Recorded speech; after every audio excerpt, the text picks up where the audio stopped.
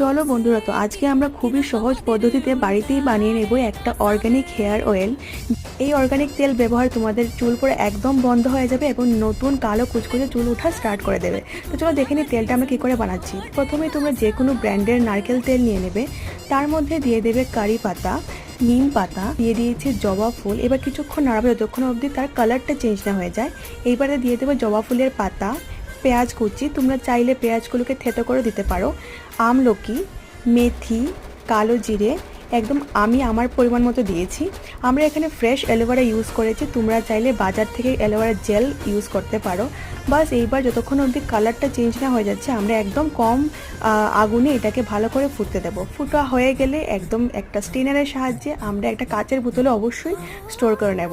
এইবার বলছি, এই তেল ব্যবহারে তোমাদের মাথার খুশকিতে একদমই কমবে, সাথে সাথে নতুন চুলও উঠবে। এইরকম নতুন ভিডিওর জন্য প্লিজ চ্যানেলটাকে সাবস্ক্রাইব করে দিও।